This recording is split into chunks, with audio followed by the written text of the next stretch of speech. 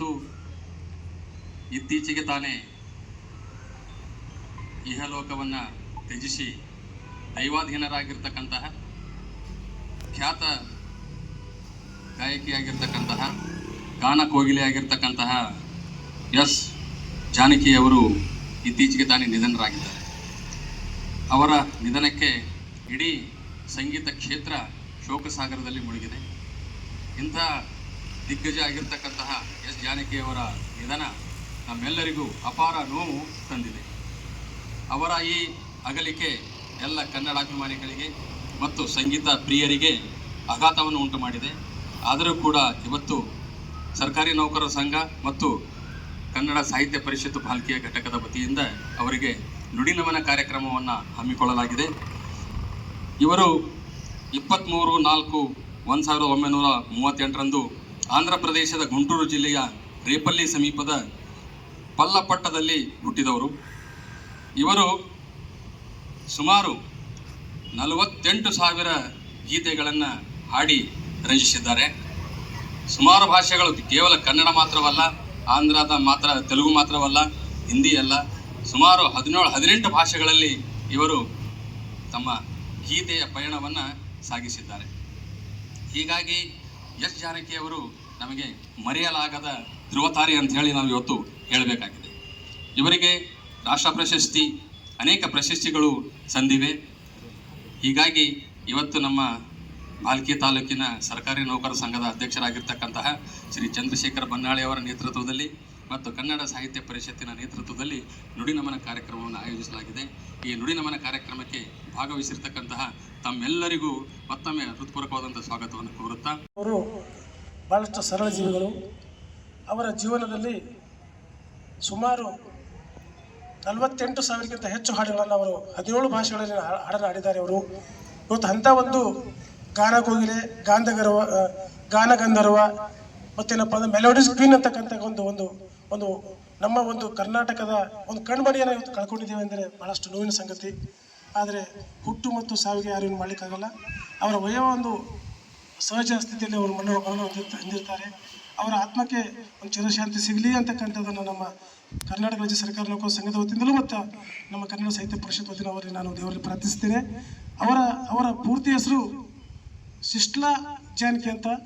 ಅವರು 1938ರಲ್ಲಿ ಆಂಧ್ರದಲ್ಲಿ ಜನಿಸಿದರು.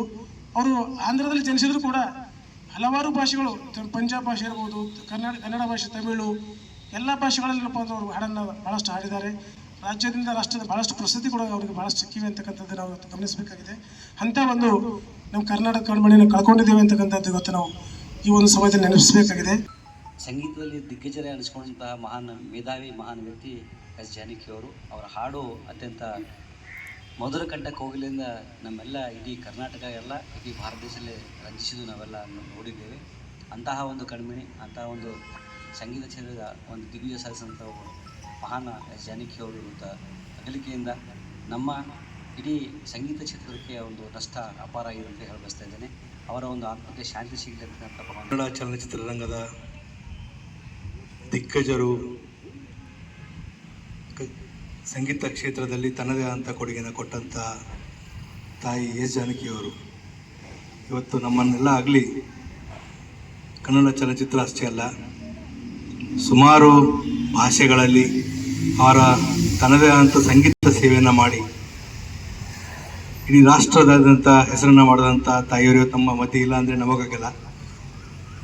ಯಾವತ್ತೂ ಕೂಡ ಅವರು ನಮ್ಮದು ಸ್ಮರಣೆಯಲ್ಲಿರ್ತಾರೆ. ಅವರ ಹಾಡುಗಳು ಸದೈವ ಅವರ ನೆನಪನ್ನು ನಮಗೆ ಮಾಡಿಸ್ತಾ ಇರ್ತವೆ. ಯಾಕಂದರೆ ನಾವು ಯಾವುದಾದ್ರೂ ಒಂದು ಕಾರ್ಯ ಮಾಡಿದಾಗ ಮನುಷ್ಯನ ಹುಟ್ಟುವಂಥದ್ದು ಆಕಸ್ಮಿಕ, ಸಾವು ಖಚಿತ. ಈ ಮಧ್ಯೆ ಇರ್ತಕ್ಕಂಥ ಜೀವನದಲ್ಲಿ ನಾವು ಏನು ಮಾಡಿದ್ದೀವಿ ಅನ್ನೋದು ಬಹಳ ಮುಖ್ಯ ಆಗ್ತದೆ.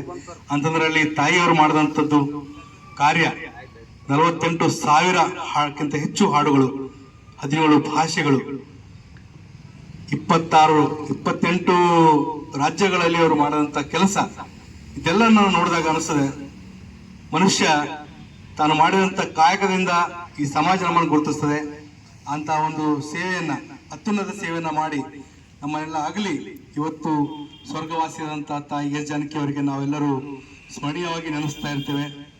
ಗಾನಕೋಗಿಲೆ ಅಂತ ಅವರಿಗೆ ಬಿರುದು ಬಂದಿದ್ದು ಈ ಒಂದು ಸಂಗೀತ ಕ್ಷೇತ್ರದಲ್ಲಿ ಅವರು ಕೊಟ್ಟ ಕೊಡುಗೆ ಬಹಳ ಅಪರೂಪದ್ದಾಗಿದೆ ಮತ್ತು ನಮ್ಮ ರಾಜ್ಯಕ್ಕೆ ಹೆಮ್ಮೆ ಇದೆ. ಸುಮಾರು 48,000 ಒಂದು ಹಾಡುಗಳನ್ನು ಹಾಡಿ ದಾಖಲೆ ಬರೆದಿದ್ದಾರೆ. ಯಾವುದೋ ಒಬ್ಬ ಕಂಠ ಗಾಯನದಿಂದ ಇಷ್ಟೊಂದು ಹಾಡು ಮೂಡಿ ಬರಬೇಕಾಗಿದ್ರೆ ಅವರಲ್ಲಿರ್ತಕ್ಕಂಥ ಮಾನಸಿಕ ಶಕ್ತಿ, ಇಚ್ಛಾಶಕ್ತಿ ಮತ್ತು ಅವರಲ್ಲಿರುವ ದೈವಬಲ ಇಲ್ಲಿ ಎದ್ದು ಕಾಣ್ತಾ ಇದೆ. ಇವಾಗ ಅವರು ನಿಧನರಾಗಿದ್ದರೆ ಮುಂದಿನ ಜೀವನದಲ್ಲಿ ಕರ್ನಾಟಕದಲ್ಲೇ ಮತ್ತೆ ಮರಳಿ ಹುಟ್ಟು ಬನ್ನಿ. ಧ್ರುವತಾರೆಯಾಗಿರ್ತಕ್ಕಂತಹ ಗಾನಕೋಗಿಲೆ ಎಸ್ ಜಾನಕಿಯವರ ನುಡಿ ನಮನ ಕಾರ್ಯಕ್ರಮ ಇಲ್ಲಿಗೆ ಸಂಪನ್ನವಾಗ್ತಾ ಇದೆ. ಅವರ ಆತ್ಮಕ್ಕೆ ದೇವರು ಚಿರಶಾಂತಿಯನ್ನು ನೀಡಲಿ ಅಂತ ಹೇಳಿ ಆಶಿಸುತ್ತಾ